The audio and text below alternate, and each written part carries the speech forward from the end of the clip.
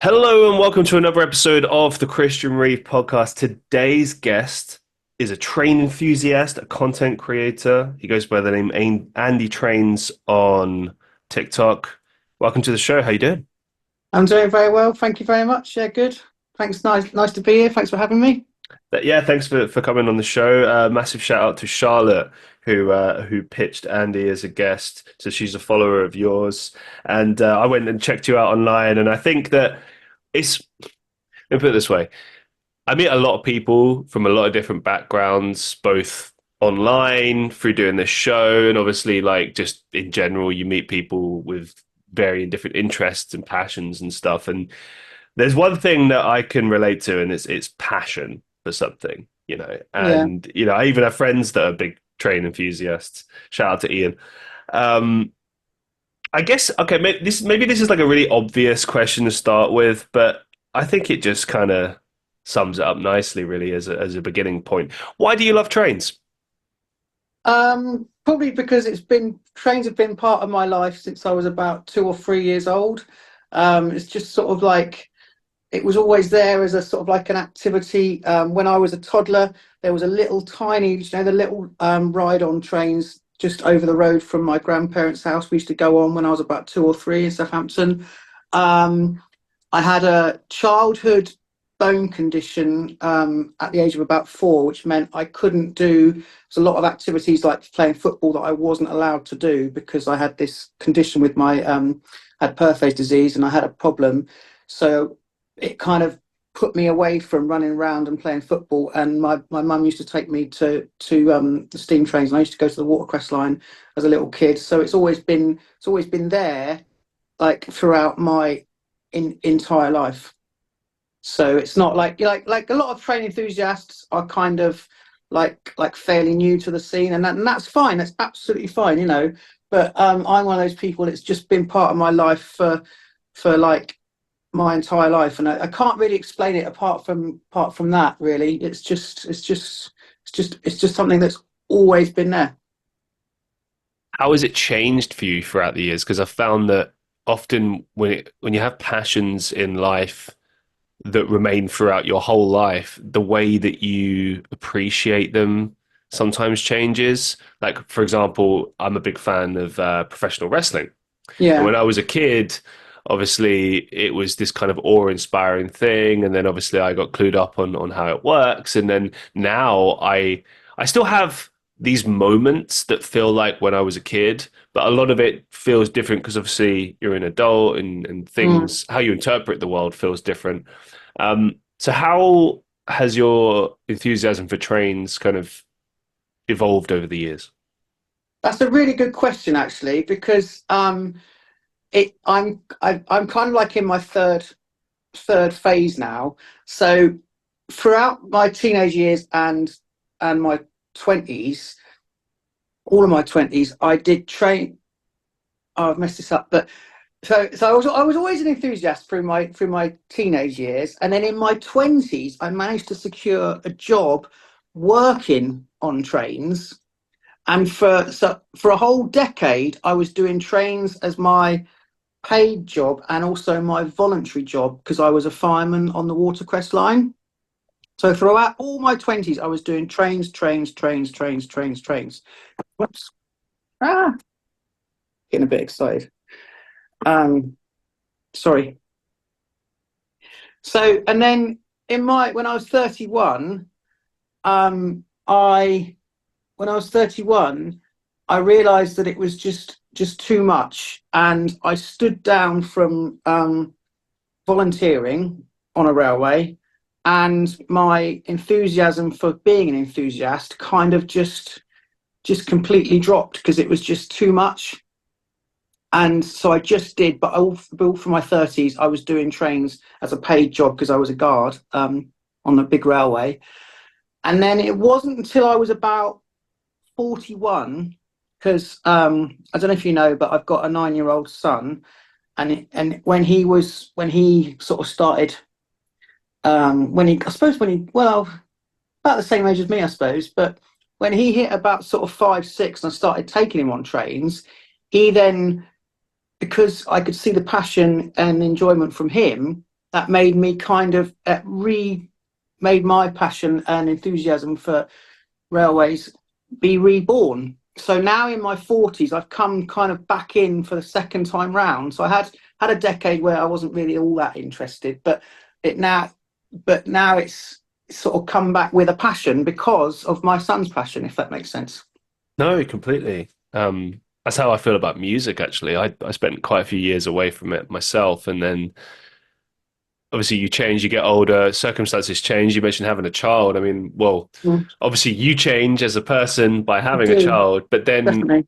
like I say his like enthusiasm for it must have felt quite refreshing because it's like nostalgic because it reminds you of when you were a kid, but also Yeah, it's fresh, it's new because how he interprets it is totally different. that's right. Yeah, definitely. It's just a joy to see him, just a joy to see him sort of like getting passionate about it, and getting obviously the getting the enjoyment from it, which is just great to see. One thing that I find really interesting about this train enthusiasm thing is it's obviously it's always existed, but like with the internet, with social media, it's really kind of taken off in more recent times. It has, yeah. Why do you think that is? Um,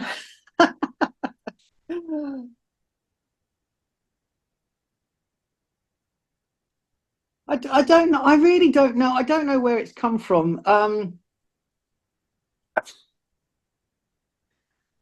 I mean, I'd like to think that look that some of it is because of TikTok, but I'm not quite sure why.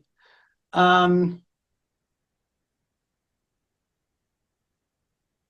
Somehow it's developed into sort of like not so much a cool thing, but more of an acceptable thing. Because like when I was a child, I was bullied and teased for liking trains.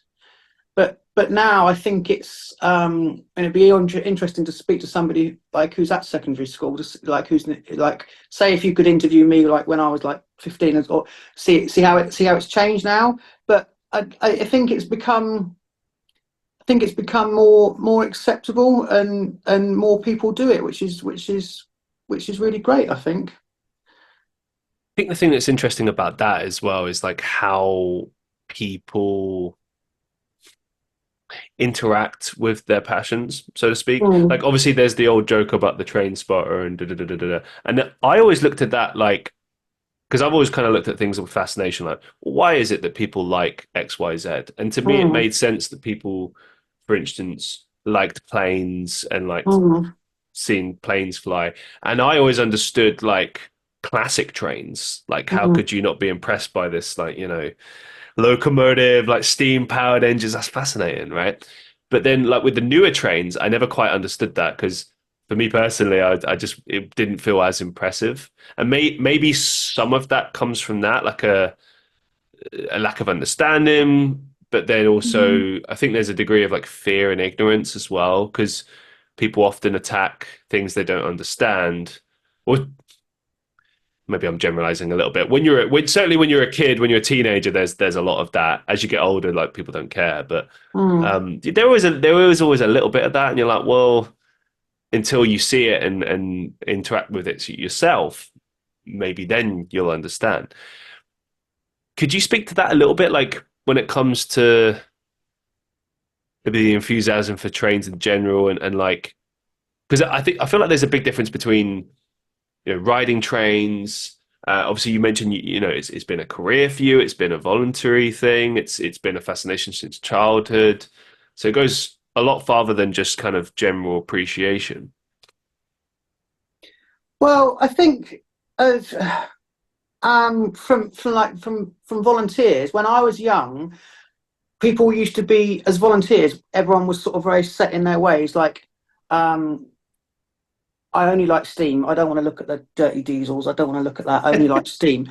And the people that liked steam was the other way around. But I think looking now as someone in my 40s, when I look at um, newer or younger people that are coming into the sort of like trade enthusiast scene, see people seem to be more adaptable and more sort of open-minded, and they will happily eh, um, go along to something, and enjoy sort of like a bit of everything, if that was what you like. So I think possibly the mindset of the enthusiast has changed, and we're more open to sort of like to looking at other things. And the other thing I will say, I don't know if this helps, but um, it's not like it's not like a stigma of like train spotters or geeks anymore. I think that people like who don't even like trains. I mean that video that I had that's had um, over 6 million views, that viral video about the token exchange, explaining what a token exchange is.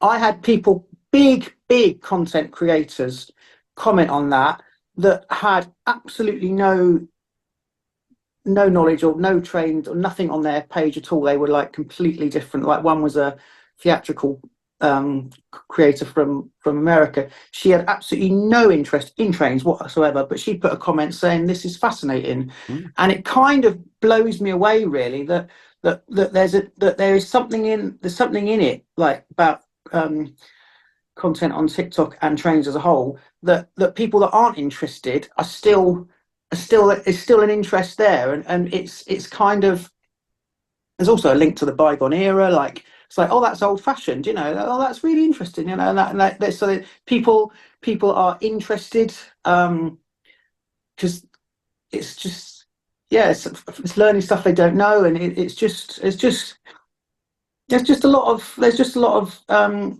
interest there, I think. And it just blows me away that people who aren't interested in trains and railways are interested in the content that we produce. It's really surprising. I think a lot of it comes down to the fact that, like, particularly with an app like TikTok, you see a lot of content that is just nonsensical. Some people call it brain rot. It's refreshing to see someone producing content about something in the real world that Yeah, is interesting. Like, I couldn't tell you how this stuff works. I wouldn't know the differences between, XY trains. Like, for me, uh, trains are these impressive machines that run in different ways, and you've got like, maybe it's just because I'm old fashioned. I like older stuff. So like for me, like steam train, that's like something out of a fairy tale. It's beautiful. It's brilliant. It's amazing when you think about like the architecture side of things and engineering side of things. But back to the point, like it's just there'll always be this fascination with the world and what we don't understand and trying to understand that. And to have like small short videos that not only break things down, but you can kind of live vicariously through a person. So like a lot of your videos, it'll be you showing your passion for this train, like showing like, hey, this is what you can learn about this thing. This is, and it's kind of it's a form of advertising as well. It's like, it hey, come is. out, do this, experience this, see what it's about. It is advertising. Yeah, I'll come back to that word in a minute because that's a really key word.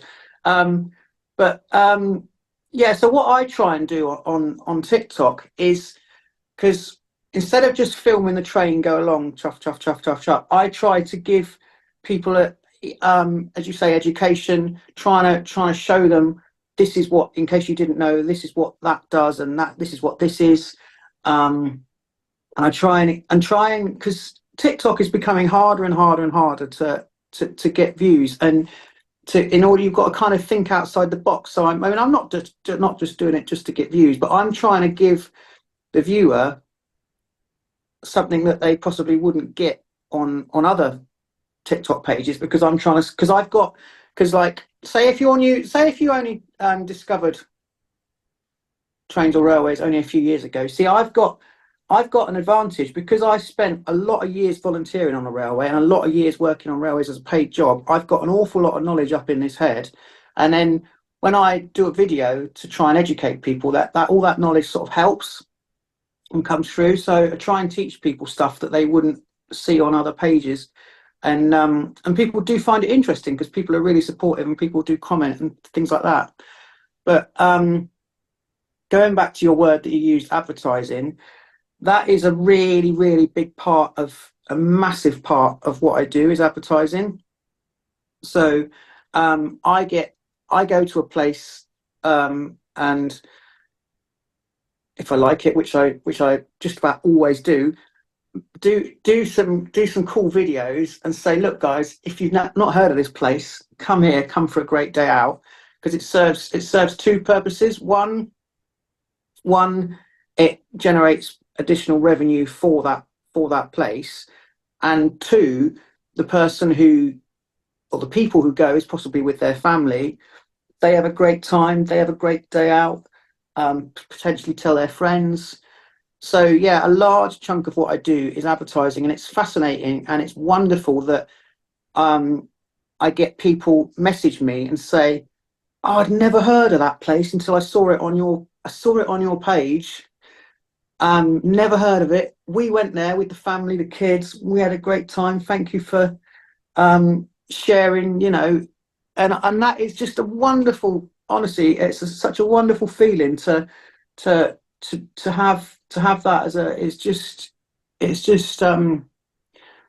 just great, really. And I've also talking about that, I've also been on the other side of that. So like I've benefited because I've seen stuff on TikTok of places where I didn't know exist. I only found out about the place because of TikTok.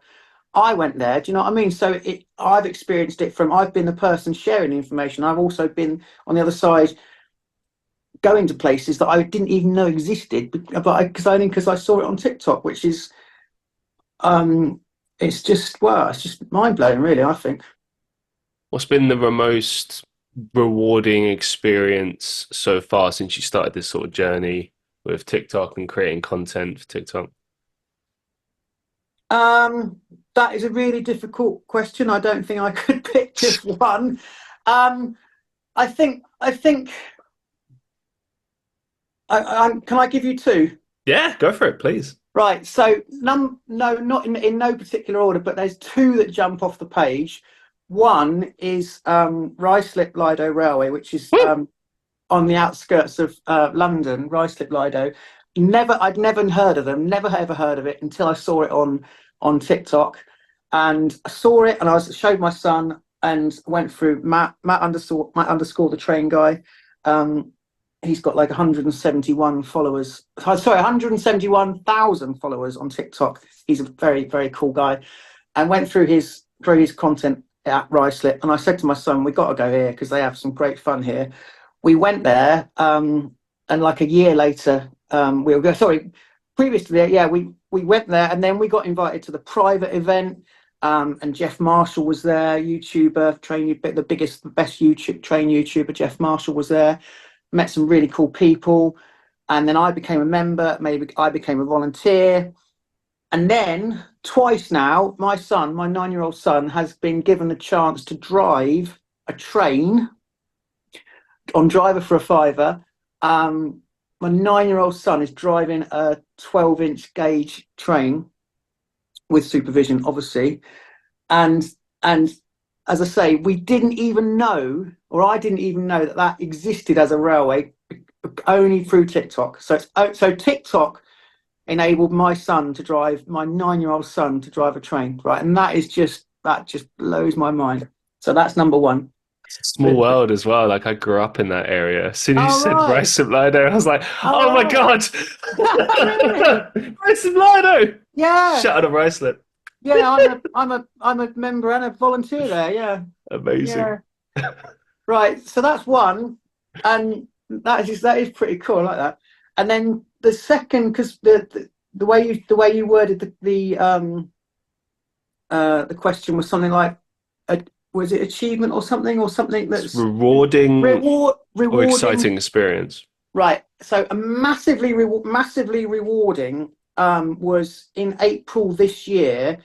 We organised and had a train TikTok meetup, and that was massively rewarding because it was my idea, it was my concept. I just had this randomized crazy idea. Why don't we? Because I'd heard about TikTok meetups. Because obviously you've got a bunch of people all around the country that interact with people via TikTok that never sort of get to meet each other in real life.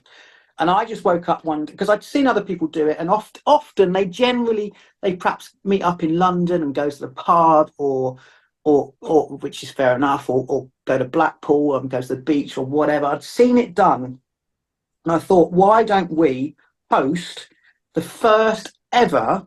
Nobody had done it before. Train TikTokers meet up.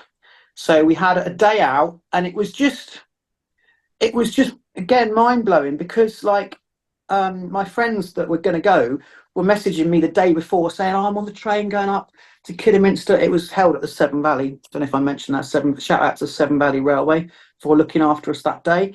And they were going up to Kidderminster, yeah, staying in a hotel like that. And it's just like so surreal that it was because of me that they were on the train going to London. It's because of me that they were, or because of my idea and because of TikTok, that they were staying in a hotel that night. And then the next day, and we had this wonderful day out, and we did some wonderful things. And it was just, that is just, and I had people coming up to me and saying, oh, this is, thank you so much, Phil. Thank you so much, Andy, for organising this, and thanks for inviting me. And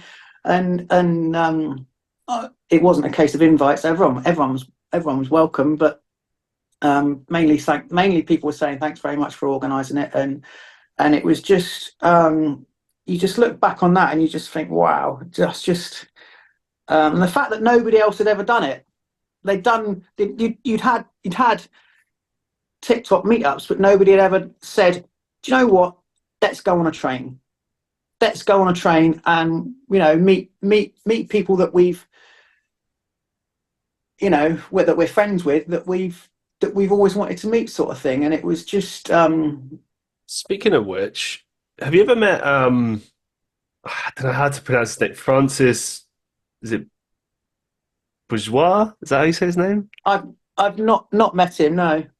Okay. I was just curious about that. I met him one time. Mm. Genuinely nice guy. Is Shout he? out to him. Yeah.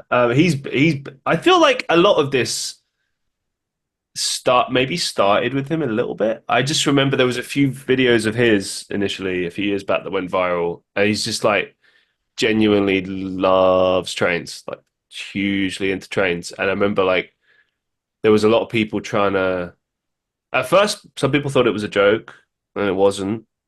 And then there was a lot of celebrities that he ended up meeting where it was like they were trying to get it, engage it, and stuff like that. And I think that's interesting as well, how people interact with things. You Mm. know, like I noticed something about his videos is he often goes on his own and does that. That's a thing that he enjoys on his own, and sometimes people might join him, but that's it's like a I don't know, insular maybe is the right word. Like it's refreshing that for instance, you go out with your son and you have a day out and you have an experience together, or you meet other people and you share this experience together. I think like these experiences are always better when shared. You know, Yeah, yeah, I agree. Yeah. I was just curious about that, but yeah, I mean, I think maybe accessibility is a big part of this as well. I mean, when you've got something that's laid out to you and it's made acceptable, like, hey, if you love this thing, there's other people that love this thing who want to meet you, and who want to appreciate it the way that you do. Like I have a friend called Ian who is like the biggest fan of trains ever. Like he Yeah. collects like model trains and stuff like that. And Yeah. to put it into perspective, my friend, he's like a really, really big guy, like a big Mm. huggable bear, huge. He's a DJ, does all this cool stuff. But the minute you talk about trains, it's like he's a 5-year-old kid again. It's like, yeah, I got this train. And like my friend gifted him on stage recently a model train in the middle of his DJ set, and I could just see his face light up like a Christmas tree. It's beautiful. And that if you can encapsulate that into a moment, I think that is arguably the most joyous aspect of it. And to go back to what you were saying about, these meetups and stuff like that, be it a physical meetup or maybe some of the interactions you've had online, what would you say is the most memorable interaction you've had with someone about trains? Oh, crikey. Most memorable interaction. That's a hard question, that is. And with the hard hitters on this show. That is a hard, that is a hard question. I might have to think about that and come back to you on that one. The only thing that just comes What? to mind where they just made you really happy to see, maybe like just heartwarming, maybe.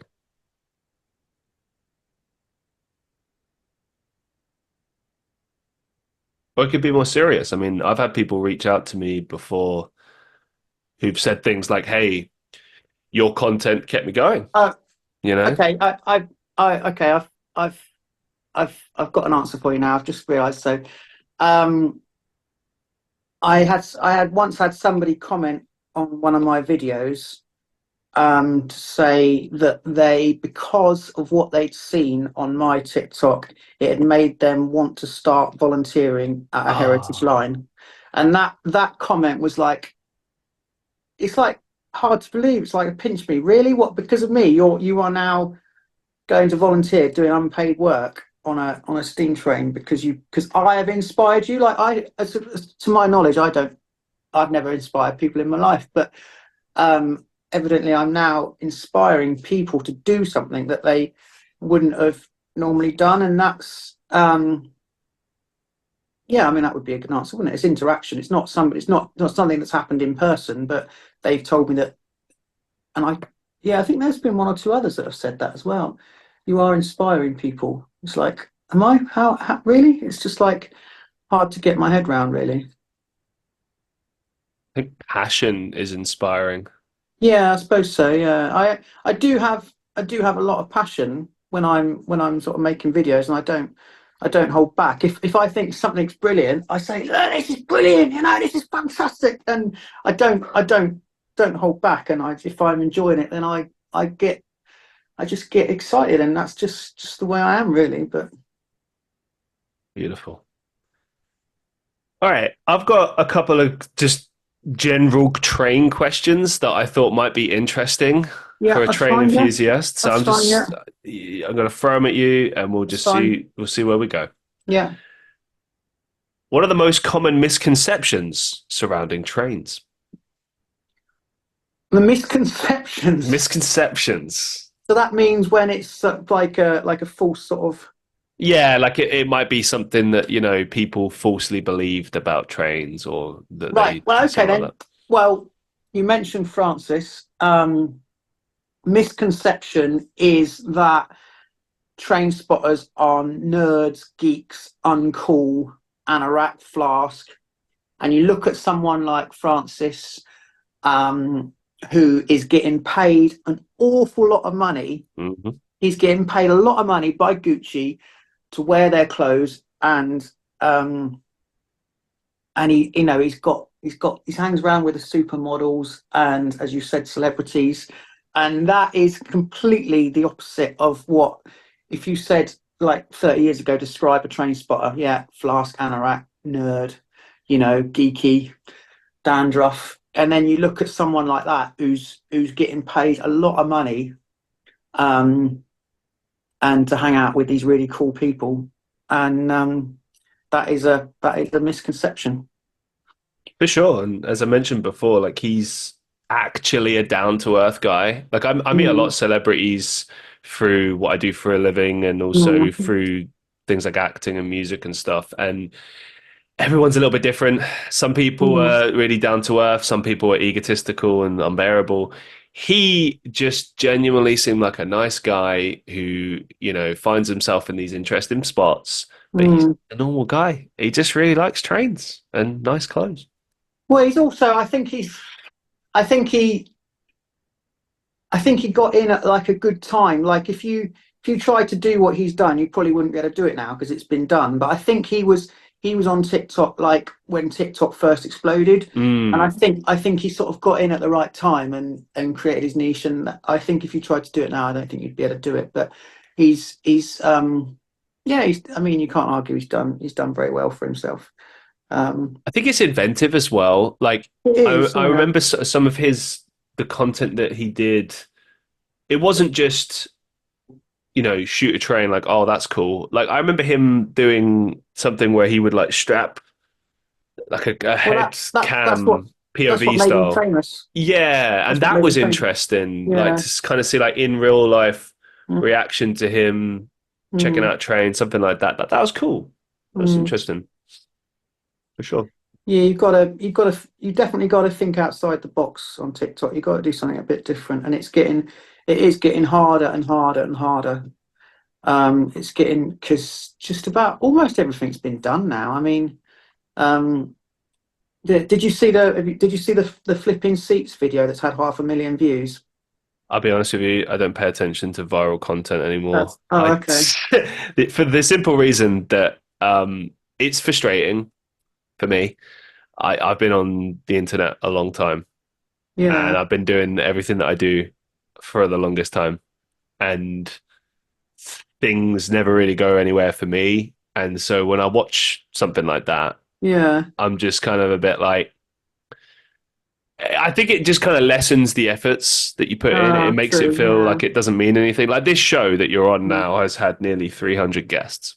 It's Yeah. been That's going great. for Yeah. nearly 5 years. Wow, that's amazing. And thank you. And I look, I know it's biased of me to say this, but it's a cracking show. It's a brilliant show. I love it. Yeah. I love the conversations that I've had with people and I get inspired by it and it keeps me going. But Mm, when it comes to my own content, it never really goes anywhere and it's frustrating. And there's content creators like yourself who deserve every bit of success that they get and it's refreshing and it's awesome to see. mm, And then there's a lot of people where they just post a few videos, they get lucky, fine. Or it's lazy grifting stuff. I see a lot of that on TikTok and it makes me uncomfortable because I don't know.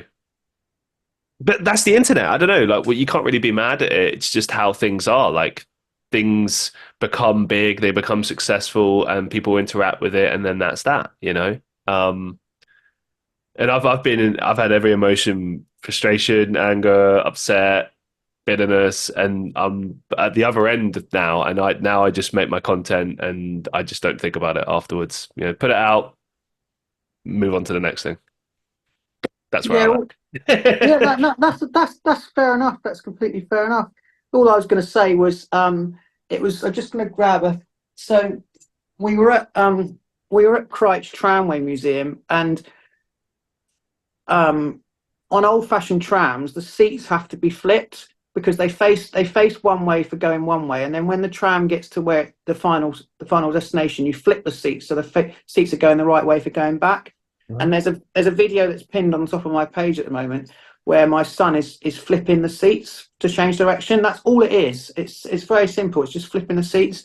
But it's had 500,000 views, and it just fascinates me that the fact that the reason it's had 500,000 views is because it's something that possibly nobody else has filmed before. It's just flipping the seats to change direction of travel. It's just something different, and people are people are interested and intrigued because Mm. a lot of people that are watching it wouldn't know that they had to flip the seats when they got to the other end. They just wouldn't have known that because in the modern day you wouldn't do it, and those sort of trams haven't run for 100 years. So it would only be if you would only know that if you'd been to one of the three places. I think there's three places, four if you include Blackpool. There's three places that run in the UK that run heritage trams. So unless you've been to one of those places, you probably wouldn't have known.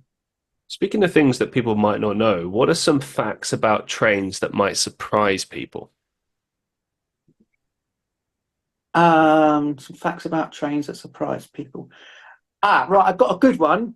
Next year marks the 200th year, or the 200 years since the first ever train journey. So trains have been around.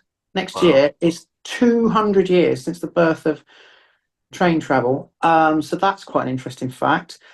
Some of the steam engines that are still running are, if you look at the T3, I'm not going to get the exact year, but because I volunteered down at the Swanage Railway in Dorset, and we've got a newly restored locomotive which is over 120 years old, And that is quite incredible, really, because you wouldn't think when that was built, you wouldn't think that it would still be pulling passengers 120 years later. So that's something people probably wouldn't realize, that something could be still working 120 years later.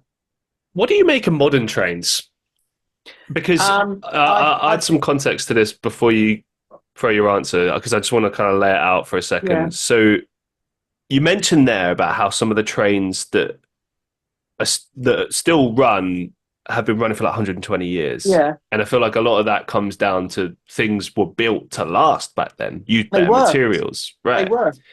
You see these modern trains. Do you think they're built to last? Are they No, good? They bad? Okay. What's your opinion then? Modern trains. I don't like them. Then they haven't got the romance. They haven't got the. They haven't got the character. They just haven't. They yeah. I mean, things are built differently now, aren't they? Yeah. Things like it's like a washing machine or an oven.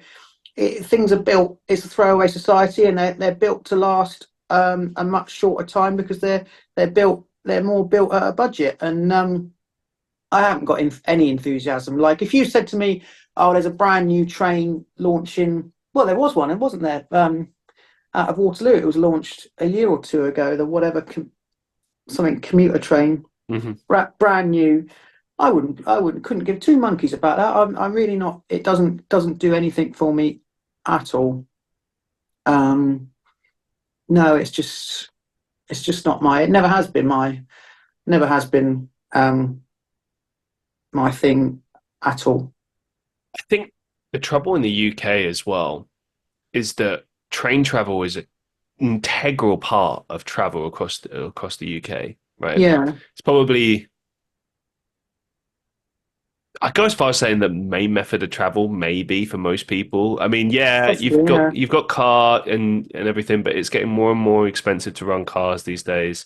Mm, Um, I rely on coaches because I can never afford to do trains. But when you do get trains, the tricky part a lot of the time is there's always delays, there's always issues, there's always like cancellations. I think a lot of that comes down to the fact that like we're using very old train lines that get routinely replaced, repaired, etc., but they don't get like rebuilt necessarily. And I know that mm, depends on the region of the UK that you're in, but I think it says a lot that like we come to expect these things on a regular basis. And when you compare that to like the train systems in other countries, it's kind of almost fascinating looking at the state of trains and where they're at in the UK, and also like how they differ in different parts of the UK. I mean, so I grew up in London, mm, and you've got the underground there, and some of the trains there are great. Some of them have been awful since before I can remember. Quick mm. example, the District line in, in oh my god, the train that I used to get. I think it might be the oldest train line in London, possibly. Don't hold me to that, but I just remember like.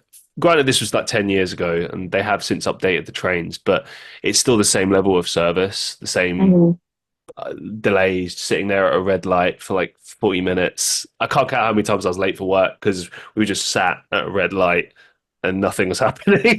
Like, any update? No. Okay, cool. I'm just going to be late for work then. But one thing that was kind of refreshing was at least when they did do the updates somewhere in the last 10 years, you had like, instead of you still have carriages that are closed off and everything with certain lines, but other lines they have the open one where you can walk through. Oh yeah, I know. Yeah. I think it's cool to have the variation of both. Um, those ones have better like air conditioning stuff like that. But I guess the thing I want to allude to is like when it comes to like the main trains, like the your First Great Westerns, your Northern, all these ones, the experience should be there, but there's something missing. I don't know. I feel like you can get that on the classic trains, the locomotives, those ones. That'll always be there.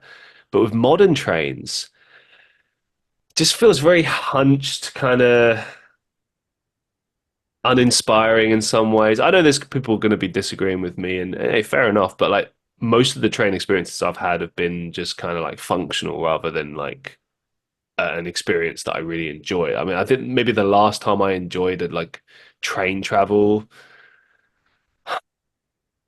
probably the Eurostar years and years ago. But then I was like 9 years old, 8 years old, so that's yeah. But like that certainly is an element of it. Going at lightning speed, seeing the terrain that the UK has to offer.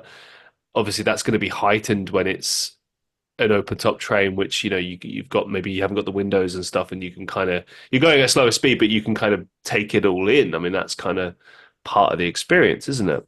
I mean, I don't know. Can you speak to that a little bit? Like, Yeah, sure. Yes, I mean, as you were speaking there, what sprung to my mind is the the seat cushioning that's changed over the last sort of like 100 years. So we were invited into the carriage restoration workshops at a steam railway, and they had like a breakdown of like a cut through of how cushions seats were constructed like in the 19 let's say 1940s, so not 100 years ago, but substantial time ago. And it was like a cross section, so you could see the different layers. So in the 40s, you would have had big sort of mattress springs, and then cushioning, then foam, and then something else, and the whole thing is like about this. And you sit on a carriage seat that's from like the 40s, 50s, and there's just so much cushion. It's like sitting on a sofa. But the modern trains, if you got on a brand new train now that's just been built, it would probably have about half an inch. yeah, And that kind of sums it up really, that's when you say it feels sort of functional and not sort of like the same as it used to be.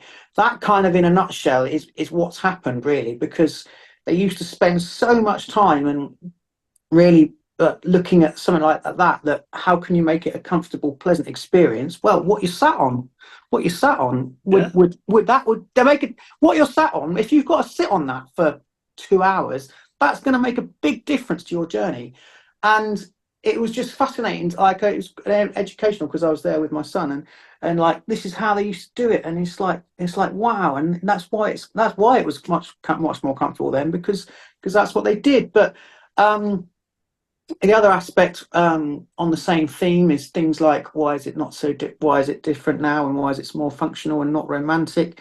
You've got things like it's more sort of, I don't want to use the word plasticky, but there's more of a sort of plastic element to new trains now. And whereas sort of like old trains used to be quite a lot of wood paneling, and mm, again a lot of effort was I mean, if I've got a carriage here. I know I know this is a Pullman dining carriage, so that's not the best example, because obviously this was built to be luxurious. But I mean, when they built these, so much attention to detail, and they wanted to make it a really pleasant. The idea was to make it a really, really pleasurable, pleasant, atmosphere to travel in. And also, as I said, attention to detail and the wood paneling and stuff like that, and the carpets. You probably don't get carpets in new trains now, and you definitely don't get a comfy seat. Um, it's just, yeah, I mean, it has changed an awful lot, and I think that I don't think that passenger comfort on the new trains is such a high priority. Or they now squeeze more. That's another thing. They now squeeze more people in. So it would have been designed so that people could have a comfortable ride, so that they would be more spaced out. And now it's about, on the modern trains now that are coming out now, it's about getting as many people in as you can to increase the revenue. and it's crazy that because a that's a safety risk. Number one, number two, I've seen a lot of different variations on a theme with modern trains. The only one I really tend to like is the one where sometimes you've got tables that split up carriages, and you can sort of sit down, have a Mm. table, have stuff in front. It feels at least a little bit more enjoyable as an experience rather than just sitting there like this. Mm. awkward. And see, that's the thing. You mentioned how there's more seats. They do all this puzzling stuff like you've either got zero leg room and you're just bunched up like it's a really horrible economy flight or something, or they got this puzzling thing, and they did this on the underground as well, where you're just facing each other. Like you'll have like four seats, two by twos facing each other, and there you're just there with strangers for the entire journey. Like, yeah, if you're a family, that's great. You can all see each other and talk to each other, Mm. great. But more often than not, especially if it's like commuter trains, you're just sitting there with strangers feeling uncomfortable, and that's not an That's right, enjoyable yeah. experience. And Mm. then the hilarity then past that point is that on a lot of these trains, you'll have a first class. You go into first class, it just looks the same, except the seats look slightly more cushiony. Maybe they have some like I don't know, they'll have a door that opens and closes to get you in there, and then they'll have like little charging ports. That's it. Yeah, and you That's paid it. an That's extra right, for like yeah. 50 quid for that. Mm. I'm like, what's the Mm. point? Might as well just Mm. stand. I don't know. I mean, like you hit the nail on the head. The focus isn't on luxury It's anymore. not. It's It's not. No. functionality. But I don't know. I mean, things can always change, and certainly in other countries, there's we could learn a lot from other countries. I think, for example, everyone goes on about the bullet train. What are your thoughts on the bullet train? Um, I don't. I don't really know enough about it to make a full comment. I'm afraid. So That's fine. it's. I don't really have much knowledge of what happens overseas. I know. I mean, I've seen an old bullet train carriage in the Railway Museum at York, and I know that they go mega fast. And I know that in like Japan, they they do trains on like another level. They just do it on another level, and they've got it's just a different sort of thing, really, isn't it? But what's my opinion? I mean, it's yeah. I mean, it's just well, it's on another level, and they. I think we're a bit outdated because we're kind of running trains on a Victorian network, and places like Japan or even Europe that have got um, they've got the space and they've got the money perhaps to build new train lines that can be 200 miles an hour or whatever, whereas that's difficult for us in the UK. For the longest time in the UK, we had the HS2 project, We did. and then the previous government suddenly just scrapped it, which, Mm, yeah, I'm not going to get into politics here, but what I will say was surprising about that is mm, that it had been going for, I think, at least a decade. I might be wrong on that, but like mm. a very long time, a lot of the infrastructure was laid down, train lines, everything, and then suddenly scrapped. Do you have any thoughts on that? Like, is that something that could maybe be picked up again in the future? Is it just a giant waste of money? Like, what was even a lot of people didn't want HS2 as well, which was interesting. What are your kind of thoughts on that as a train enthusiast? Well, any progress is good, I would have said. Um, and if it's gonna cut down journey times, and you have to kind of yeah. I mean, people didn't like it because it was going to make up a mess or dig up the field or whatever. Mm. But unfortunately, sometimes you do have to make these sacrifices because if it's successful, then it's going to be successful for like 100 years or something. So I would my opinion on that would be if people still want it and if the money is there, I think there's no reason why it can't. Because in the long run, it can benefit. I mean, I mean, for example, you look at what's happened to the the um uh the the journey on Eurostar out of London. I mean Mm. that was an incredible transformation because I travelled on it when it was at London Waterloo, and it was such a slow stagger from London Waterloo down to Dover to get in the tunnel, and then I don't know how many years ago it was now. Was it like 15 years ago? They opened up from St Pancras, and you leave St Pancras and you're in the tunnel within about 25 minutes, and it's a huge difference. And that was a similar sort of project. You know, people didn't want it, and they had to do all this sort of work to make it happen. And that is just, as I say, to leave St Pancras and to be in the tunnel so quickly, it's just amazing. And that will be there as a facility for the next, well, don't know how long, but I think it's great.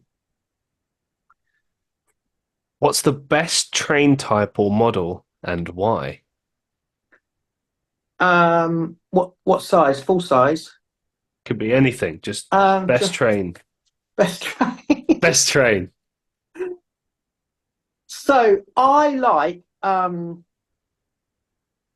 I like old trains, but I like the. This is going to be difficult for me to explain, but I'll do my best. So I like steam trains, steam locomotives, but I like the stuff that was built towards the end of the steam era when they had the most experience to call on, and the most the sort of technology. So I like the class BR standard class 9F, and that was the last steam locomotive to be built by British Rail, and it only had a working life. It only had a very short working life before steam ended on British Rail, and that was it. But when the 9F was built, it was they it was just like the epitome of locomotive design. Really, it was built to do a job, but most importantly, it was built for crew comfort. So the people that were on the footplate driving it and firing it, built for easily maintenance, and it was built for easy to easy to sort of work on, to prepare, to mend, to fix. Just it was just built to be so user friendly, and it was just they are just wonderful machines, and they had so much power, really really powerful. But they were built as freight locomotives, and they would pull really heavy trains over like the Settle and Carlisle, so really sort of like steeply graded uh, climbs and stuff like that. And there is a few that have survived. There's a few in preservation. There's only one that's running at the moment in Yorkshire. And the BR standard class 5 9F is just a in my eyes it's just a work of art. There's one in the museum, the National Railway Museum in York has one, and it's called Evening Star. And the reason it's got the name Evening Star is it was the last ever steam locomotive built by British Railways. I think the year was 1960. I think, could be wrong, but I think it was Wow. 1960. And as I say, it only had a working life of a few years, or possibly 6, 7 years.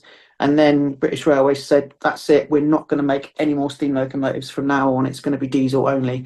And Evening Star was the last ever steam locomotive to be built by British Railways. And it's there for everyone to see for free in the National Rail Museum at York. But as I say, there are a few that are preserved on heritage lines. There's one on the North Yorkshire Moors, which is in use at the moment.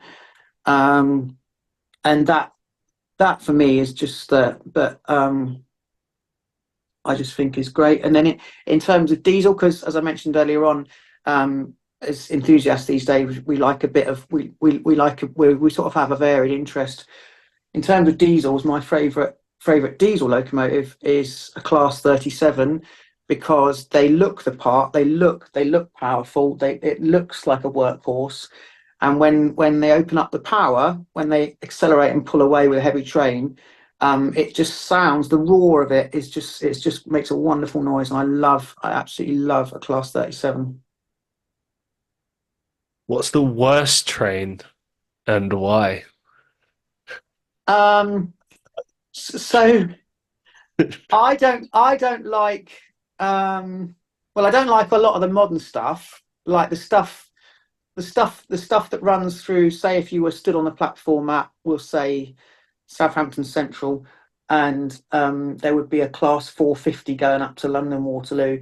I don't like them because it's modern, it's built, like we were talking, it's built for just to get people from A to B, and there's no cushioning, there's no character, there's no charm, there's no nothing apart from, yes, you've got possibly an electric socket, um, possibly a working toilet, hopefully, but they don't. There's just nothing. It's just a box on wheels. It's just got nothing. So I don't like them. That would probably be the worst sort of train. Um, I'm not overly keen on. I think they're called pacers, and you don't generally see them down, because I live down south. I live in Salisbury. You don't generally see them down in this area, not in this area at all. But there's a thing called a pacer, and it's kind of like a cross between a bus and a train. So it's kind of so train carriages have what's called bogies, and you've got four wheels joined together.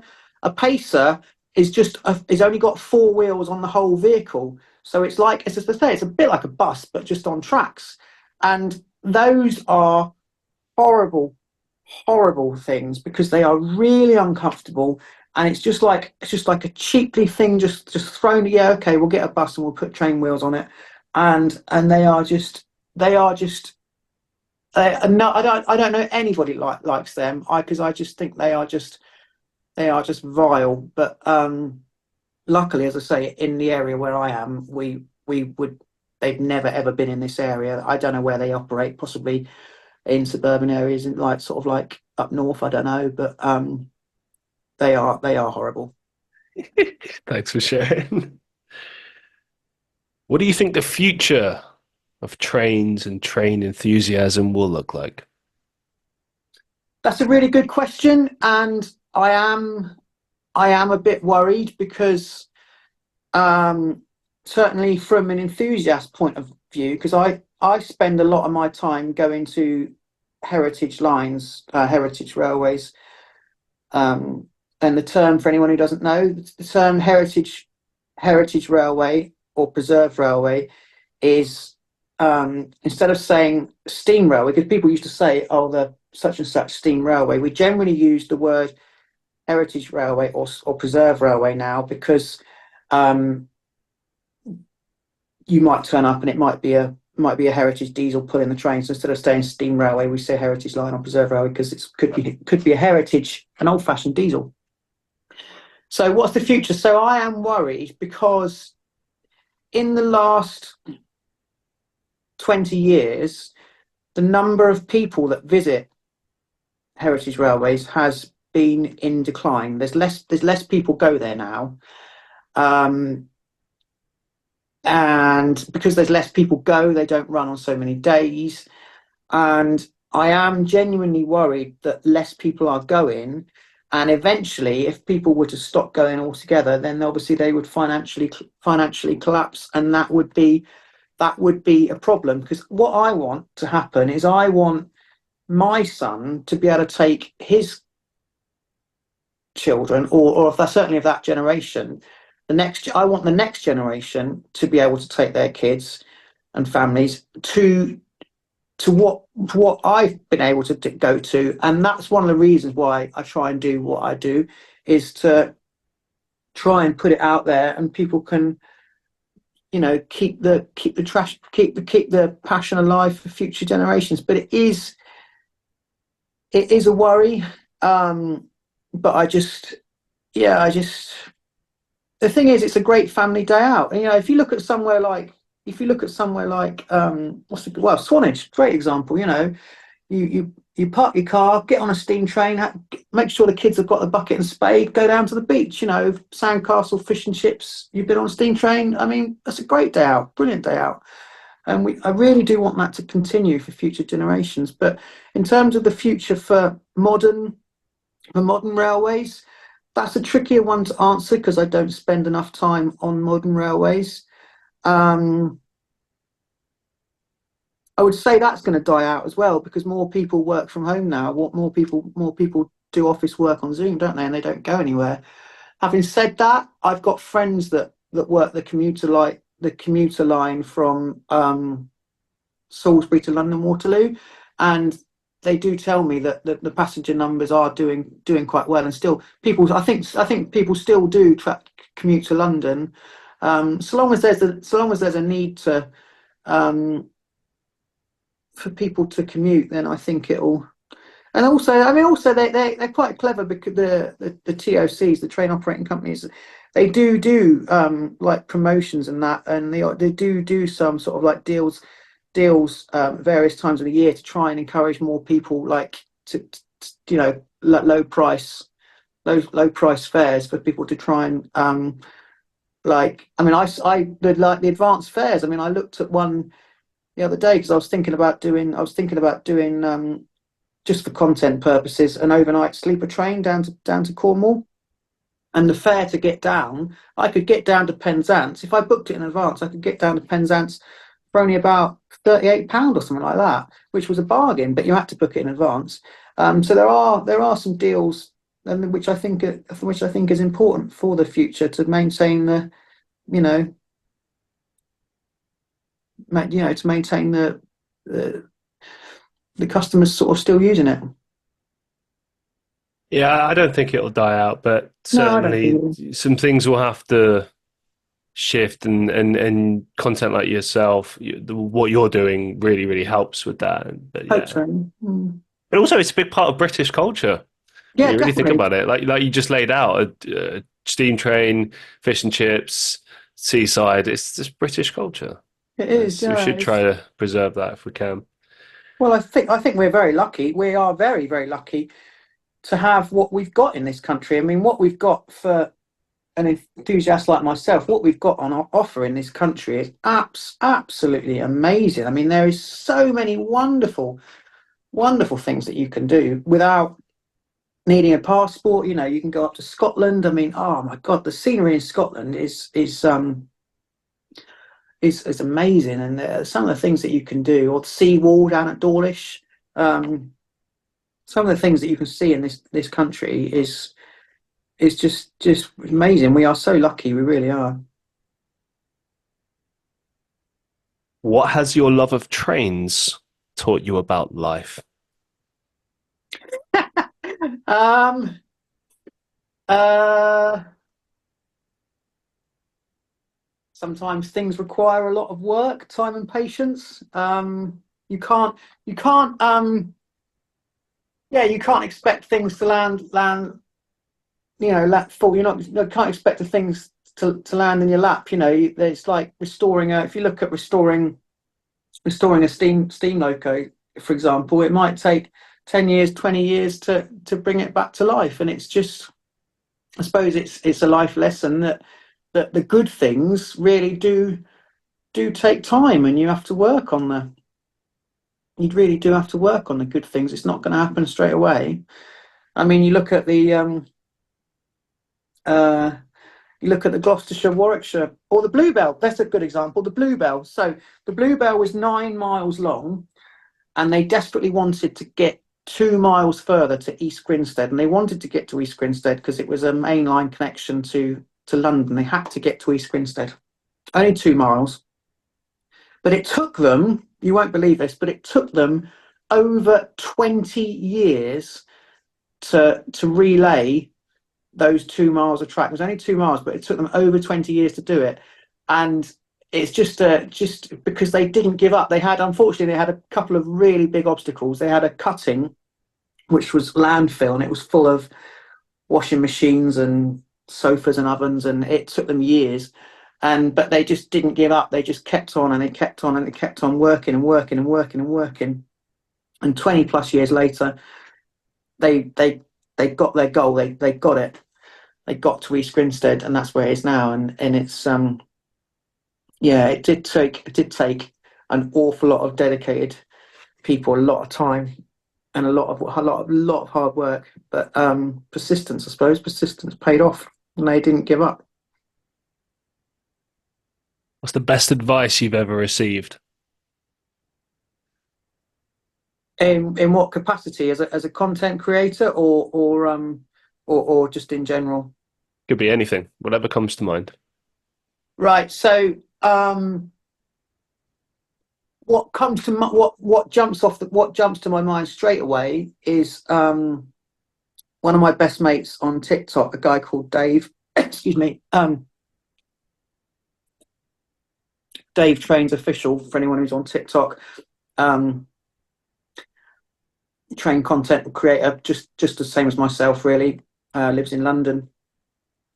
He gave me some advice, and he his advice was so beneficial. Gave me some advice at the start of the summer, and he said, stop on TikTok when you make a video, stop putting loads and loads of words on the screen. He said, because it's people don't want to read it. He said, do a put the video on and then put a voiceover and talk people through what they are watching. And that piece of advice has got me so much success on TikTok. That piece of advice was so useful. So I'm so grateful to him, because it was him that said to me, you need to do this, or I really suggest you do this. And it works. It really does work, because I was putting loads and loads of text on the screen, and it was just he says people don't want to read it, and that's fair enough. But that was just so useful, because that's helped my account so much. Wise words. Great Yeah. stuff.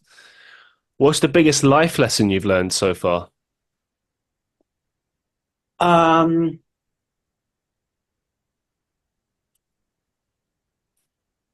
Life lesson.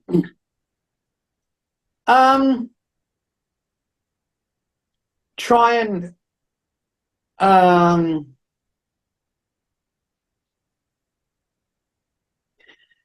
yeah, I probably the best way to describe it is perhaps refer to my son, maybe, because I never it was never something that I wanted. You know, some people always want to be a father, but it was something I never.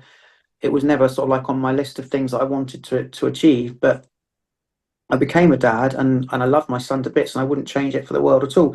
And one of the lessons I've learned, sort of since being a dad, is make sure you always have time for your children, and like just be there for them as much as you can, and just give them your time. And sort of like, because sometimes you see when you're out and about, you sort of see parents that aren't really interested in their children or whatever. But I always try, because he doesn't live with me, I try and make every minute that he's with me, I try and make every minute that he's with me count. So I'm always sort of like looking out for him, making sure that just trying to give him the best sort of, it's just I just want to sort of like, difficult to put into words, but I just want to be the best dad that I can be, really, because the childhood is when you've got a child, obviously they do grow up, and you've only got a short period of time when they are young, and they want to be with you. So I try and make the most of every opportunity, that every all the time that we spend together. And I'm very, very lucky that he shares my passion, because he loves going on trains. He absolutely loves it. And yeah, I mean, someone said to me that when you become a dad, it's important to give your children the time, because that's all they really want, and I try and do that. Beautiful. Final question for you. Do you have any upcoming projects or final thoughts that you'd like to share with our listeners? Well, we just announced. I talked earlier on at the beginning about the TikTok meetup that we had in April this year. Yesterday was the launch for next year's event, and on the 13th of Sunday, the 13th of April, 2025, we're going to do a repeat of what we did in April this year. So if there are any train, even you don't even need to be a train person, but you just it's open to it's open to everyone. But on paper, it's a train and railway TikTokers meet up, and we are going to do exactly what we did in April this year. As I say, everyone's welcome. Sunday the 13th of April.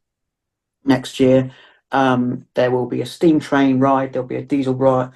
There'll be a private tour of the diesel depot. There'll be the engine house visit. Loads of stuff going on. When we did it this year, it was so successful. Everyone had a great time. There is a video pinned to the top of my page on my TikTok page, AndyTrainz with a Z. And as I say, it's 6 months away, but we've done the date now so that people have got 6 months notice, like, because excuse me, quite a few people are already looking sort of like to plan sort of things for next year already, because we're in the autumn. So that is the date. If you'd like to come, if anyone would like to come, then you'd be more than welcome. Next year marks the Severn Valley Railway. So people are going to say, why have you chosen the Severn Valley Railway? So the Severn Valley Railway works as a venue.